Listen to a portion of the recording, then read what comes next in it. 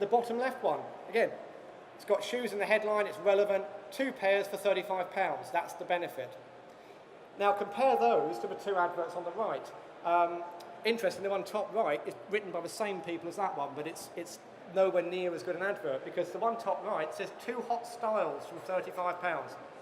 Well, where's the relevance? Styles of what? They could be selling shoes, they could be selling dresses or jackets or anything, okay? And the one down here just says in the headline they're an online shop. Well, that narrows it down, doesn't it? There's not many online shops out there. So again, there's nothing there that's going to make me see that on the page and form a mental connection with it and want to click it. So the way you write your adverts will make a massive difference, because as well, Google judge how popular your advert is, and the more clicks your advert gets compared to other people's, the higher what we call quality score they will give you. And in simple terms, the higher your quality score, the less you will pay for each click, and the higher up the rankings you will appear, even if you're not necessarily bidding the highest amount. Okay, so people have this misconception that your position in the rankings is all about how much you're bidding. It's not. It's a combination of how much you're bidding and what your quality score is, which is why it's so important to have good adverts and get an improved quality score. Another way to do that is to use ad extensions. Okay, so a lot of people I see when we audit their accounts, they've got quite well written adverts, but they're not using ad extensions, which are extra bits of info you can put underneath your adverts. One of them is location extensions. So you can tell Google as an extra line to show the address of your shop, office, or whatever premises it is you've got. That makes the advert a little bit bigger, makes it stand out more, so it's more likely to get clicked. Also, it's helping your searcher because they can actually click that and find a map of where you are. These are all free, by the way, the ad extension. You don't pay any extra to have these there. It's simply that if someone clicks on it, you pay the same price as you would if they'd clicked on the main part of your ad. Call extensions are vital for anyone who wants incoming phone calls into their business. So call extensions allow you to display the phone number in the advert like that, or if it's on a mobile phone, it will come up with that call button. So someone can search on their mobile phone, see your advert, and rather than have to go to your website, just click the call button and be speaking straight to you. You should use seller reviews. You should get reviews on independent websites, and once you've got 30 of those with a high enough rating, it will start to show stars in your adverts. That makes your ad stand out more, and it reassures people that you're a good company to do business with.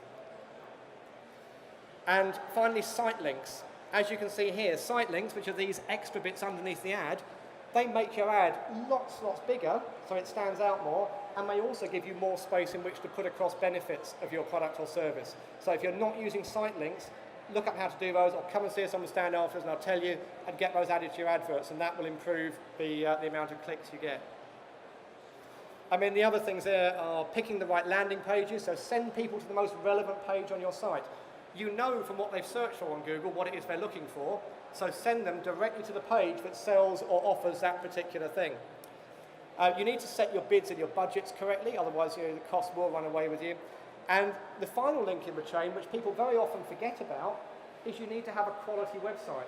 It's no good spending money on AdWords or any other kind of marketing if the website you're driving people to isn't going to turn them into customers, which is what the second part of the talk today is about. Okay? So people who are serious about having a quality website and improving their website and getting more sales, they spend a lot of time doing what we call conversion rate optimization. And CRO, conversion rate optimization, is all about testing out different versions of landing pages on your website to see whether by making a small change, you can get a better result from it. And there's a lot of psychology in this, because if you understand actually what makes people tick and what sort of things they're going to relate to better on a page, you've got a good chance that by making your change, you'll actually change it for something for the better.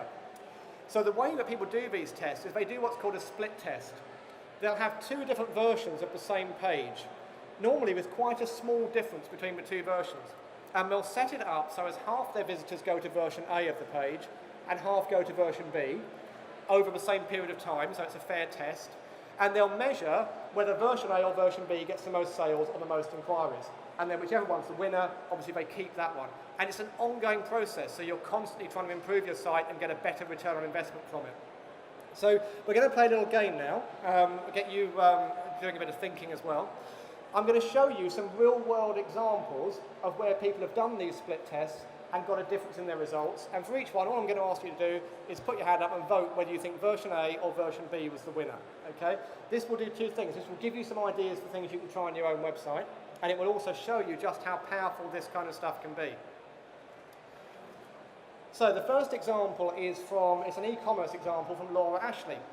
And you see the two versions of their site, version A and version B on the left there. So if I zoom in and show you what the difference is, on version A, they've got 3 buttons on this page in their checkout process. So we've got continue shopping, update shopping bag, and go to checkout. On version B, they changed it so as there were only 2 buttons.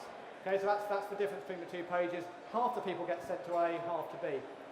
And they found that one of those pages got 18%, nearly 19% more people going through the checkout. So, show of hands, who thinks it was version A with the 3 buttons? About 5 or 6 of you. And who thinks version B? Overwhelming majority. Who's not going to put their hands up at all? A couple of you, right. Let's see then. So, version B, it's coming down in favour. Let's see if you were right. Yes, you were. Version B was the correct one. So the theory behind this is basically the more choices you give people, the more buttons you give them, the more options they've got, and potentially the more confused they'll get. So by stripping it back to just 2 buttons, you make it an easier choice and they're more likely to go through to the next stage. Okay, so now we've got you warmed up, let's try another one. This one is from a firm of web developers. So it's basically a lead generation site. They're trying to get people to fill in an inquiry form to get a quote. So the difference here is the call to action button. So on version A, the button they want you to click says on it, work with us. And on version B, it says free consultation. Okay, that's the only difference. Who thinks version A, work with us, was the winner? One brave gentleman down the back, I think, there. And who thinks version B? Okay, so overwhelming majority of version B. Now bear in mind, before I show you the answer, the winning one didn't just get a few more inquiries, it got 171% more inquiries, okay? And it was version A, so well done, brave gentleman at the back there. Never be afraid to be the only voice voting for something. So that just goes to show that it's not always going to be the obvious one that gets the best result. This is why you have to test it. Now the theory behind this, as to why it works, the psychology behind it, and my colleague Tim, who's on the stand with us, who specialises in all this, can give you far more chapter and verse on this, but the basic psychology behind it is that free consultation is used so much, people are blind to it, they see it all the time, it's a bit meaningless. And also, how many web developers would charge you for the consultation anyway? So it's completely meaningless. Whereas work with us implies collaboration, it implies we're going to work on this together, it's got a warm, cosy feeling about it, and it connected more with people. Okay? That's not to say it would be the same in every business, and this is why you have to test it. But certainly for their particular website and their particular audience, work with us was far, far better. Okay, here's the final one of the 3. This is an example from Money Supermarket, where on a part of their site where they're offering credit checks, and then once you've done the credit check, it recommends what kind of credit card will be most suitable for you based on your good, bad, or medium kind of credit rating. So what they did was in version A of it, when they gave the credit check result, they used a word. So here it says, your credit rating is excellent. Okay? And then in version B, they changed it. So instead of saying excellent, it used a star rating, so 5 stars. Okay, so that's the only difference. Excellent in version A, 5 stars in version B. And one of those got more revenue for them. So who thinks version A, that using the word excellent, got more revenue? Okay, that's about half of you, I think. Who thinks version B? Okay, so we've got a much closer, of all 3 of them, that's the much closer split. And that's very interesting because actually in this one, it wasn't a clear-cut winner. What they found was that gender mattered. So for men, version A, excellent, got a 4.69% increase in revenue, whereas for women found the stars more appealing, and for women, the stars got a 7.8% increase. So very interesting, but when we do the show of hands here, and we've got a roughly 50-50 gender split, funnily enough, we get a 50-50 split on the vote. And exactly the same thing happened yesterday, so just sort of bears out what the test was showing. So hopefully you can see from that it is well worth doing these kinds of things. These are all very small changes. We're not talking huge-scale website redesigns here that are going to cost thousands and thousands of pounds. We're talking 15, 30 minutes work to create a different version of a page, put it live, and run the test. And there's no reason not to do the test, because who's got Google Analytics on their website? Every hand should be going up here, because Analytics is free and will give you loads and loads of useful intelligence. Google Analytics has a feature built into it called Content Experiments, which will automate all this kind of testing. It will send half the people to A, half to B, and it will collate the results and tell you when you've got a winner. Okay? And so many people who use analytics are unaware of this. When I run my full-day course on analytics, I always find when we get to this bit, it's the part where people are most like, wow, I never knew that was there, and yet it's got so much potential. So Content Experiments, if you're not using it, look it up, have a go at doing it. It will almost certainly be able to increase the return you get from your website. So, having shown you that it's worth testing things, my final thing I'm going to leave you with today is to give you a quick 7 ways that you could improve your website. So these are all different things you could try on your sites as an experiment, an A/B test or whatever, to see whether you can get better results. So the first one involves these. What are these? These are headlines, okay? And all headlines from newspapers. Now, newspapers, they get headlines. They understand why headlines are important. They've been doing this and practicing it and refining it for years and years. And the reason newspapers use headlines, why do they use them? Well, they use them to get attention and to sell their paper rather than someone else's, don't they? So as if you're looking through the rack in the newsagents and you see a particular headline, they want you to think, oh, that's interesting, I must pick that paper up, or I must read the rest of that article. And that's why they're all things that are going to make you sit up and take notice. Look, Tories and SNP in secret plot. How to double your pension. Germany plots to derail UK poll. These are all the kinds of things you're going to think, oh, blimey, what's that about? And want to read the rest of it. And on your website, you also, on most pages, will have space for a headline at the top of the page. And that's a really important part of the page designed to do the same job. The problem on websites is people very often take that really valuable part of the page and they waste it with something meaningless, such as the very common, welcome to our website. How does welcome to our website sum up what that page is about and make you think, I really must read the rest of this? Would those same companies give you a brochure that said at the top, welcome to our brochure? They probably wouldn't. But for some reason on the web, they revert to this sort of ultra-polite thing. So if you've got that on your site, and I've had at least one person come to the stand today who has got that, change it to something else and you'll probably get better results. It's also important that you get across your unique selling point. What makes your business different from all the other people in the same sector? And a good way to do that is to have a value proposition clearly shown on your site that sums up what you do and what makes you different. Here's a couple of examples from the restaurant industry. So this one here, this is their value proposition. The place in London for the perfect steak or burger. So clearly they're not going to win many vegetarian friends, but if you're looking to go out and have a good steak, it's very clear that they're saying this is the place to go. Okay, that's their USP, that's what they're pushing their marketing on, and it jumps straight out at you when you land on the site. This one, it's on the left there, a tranquil oasis amidst the hustle and bustle of Mayfair.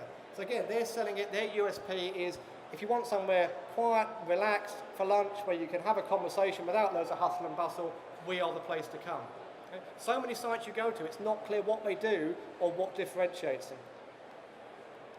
If you've got guarantees in your business, make those really clear on the site. So if you've got things like money-back guarantees or things like that, put them on the site because that helps overcome objections. You know, one of the reasons people don't convert on your website is they're worried that something's going to go wrong. So if you can put things on there to reassure them that if it does go wrong, it will all be sorted, that will help increase conversions. Similarly, building up credibility. You know, when people come onto your website, they don't know you, they don't know your business, they've got no reason why they should trust you. So you need to do things to make them trust you. Putting testimonials on there and reviews are obviously very good for that, what we call social proof. You know, other people bought this and had a good experience, so you will too. And accreditation logos. If you belong to any kind of industry body or anything like that, put the logos on there. And instead of tucking them away at the bottom of the page, make them more prominent. Because often by seeing these logos, people don't know what they mean or how hard they are to get, but just seeing them reassures them and means they're more likely to want to convert.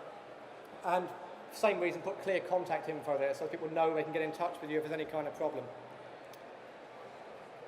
A call to action is really important. We saw an example of a call to action on that web developer site before. Call to action, my sort of rule of thumb on this is if you've got people coming to your website, which hopefully you have, the best thing to do is to assume that they are lazy or stupid or both. So if you want them to do something, you need to really take them by the hand and drag them towards that goal. And that's what having a call to action is all about. So on this example here from Skype, it's really clear what they want you to do is join. So hence the massive great join button in the middle, really, really capturing your attention. Pizza Express, what do they want people to do? Book a table and come and eat some pizza. So the really prominent thing here is the form to book, book the table. Really important, increasingly so, that your website is mobile friendly. More and more people, again, if you're not sure about this, look at your Google Analytics, look at what percentage of your visitors currently come to your site via mobile. If your site is not mobile friendly, you'll see that there's a really high bounce rate for the mobile users. If you make your site more mobile friendly, they're going to stay there, they're more likely to convert. And then finally, keep everything simple. People have short attention spans online, so keep the paragraph short, use bullet points, make the text easy to read. Any kind of forms you have on your site, whether they're part of a checkout process or they're inquiry forms, keep them as short as possible. You know, if you don't need to know someone's salary or how many children they've got or their inside leg measurement, don't put that question on the form, because all you'll be doing is reducing the number of people who fill in that form. Best to get the basic details, get their email, get their phone, whatever it is you need, then have the conversation and find out all the other information. Okay? And similarly in terms of design, keep the design simple and uncluttered, and you'll get people finding the site easier to use and being more likely to convert. There are, of course, many others, but they, I think, are 7 which are pretty easy for most people to go along and audit what they've got, implement the changes, and do some tests around those, and you will get better results because of it. So I hope that's been useful. We do have, as a follow-up to this, a couple of things to tell you about. I've mentioned that we audit people's AdWords accounts. That's normally something we do as a sort of in-depth chargeable service. What we're doing here at the show is if you come over to our stand, the EHD Energy House Digital stand over in the pod area, just to the right of the keynote theatre as you go down here, we are offering free audits of AdWords. For anyone who's got an AdWords account running, we'll check some of your ads and give you some feedback on that.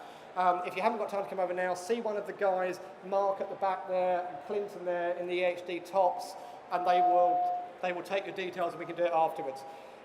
Feel free to ask questions in a moment or tweet them to us on the hashtag down there. And if you've got to rush off and you want our contact details, they're all there on the screen. So I hope it's been useful. I can take a couple of questions now quickly if there are any. Other than that, I hope to see somebody on the stand to have a further conversation. Thank you very much for listening.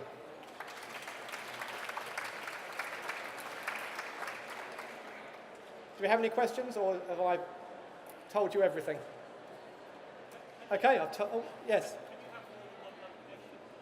Yes, you can. So you could have, and lots of clients who work with do that. So they might have one campaign showing ads nationwide, another campaign that just targets London, for example, or a campaign for the US and a campaign for the UK. So yeah, you can do any kind of combinations of it you like.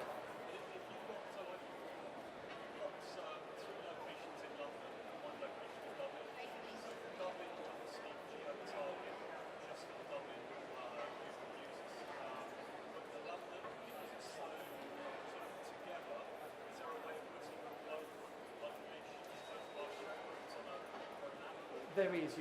So you can have multiple locations showing the ads, but you've just got to set it up in the right way. So you've got 2 different places. If you come over to the stand, that's an in-depth question. So I can have a chat with you. Yeah.